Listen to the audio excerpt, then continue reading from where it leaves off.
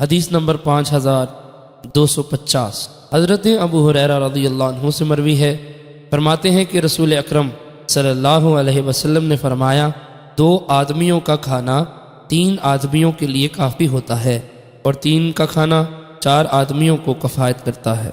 حدیث نمبر 5251۔ حضرت جابر رضی اللہ عنہ بیان کرتے ہیں کہ میں نے رسول اکرم صلی اللہ علیہ وسلم کو فرماتے ہوئے سنا، ایک آدمی کا کھانا 2 کو کفایت کرتا ہے، وہ 2 آدمیوں کا کھانا 4 کے لیے کافی ہوتا ہے، اور 4 آدمیوں کا کھانا 8 آدمیوں کے لیے کافی ہوتا ہے۔ اسحاق کی روایت میں ہے کہ رسول اکرم صلی اللہ علیہ وسلم نے فرمایا، اس میں سننے کا لفظ نہیں۔ حدیث نمبر 5252۔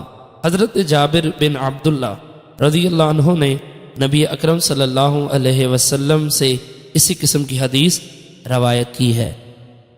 حدیث نمبر 5253۔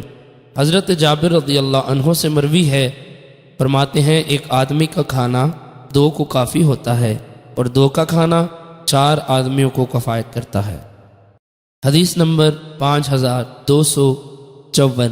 حضرت جابر رضی اللہ عنہ رسول اکرم صلی اللہ علیہ وسلم سے روایت کرتے ہیں، آپ نے فرمایا، ایک آدمی کا کھانا 2 آدمیوں کے لیے کافی ہوتا ہے، 2 آدمیوں کا کھانا 4 کے لیے، اور 4 کا کھانا 8 افراد کے لیے کافی ہوتا ہے۔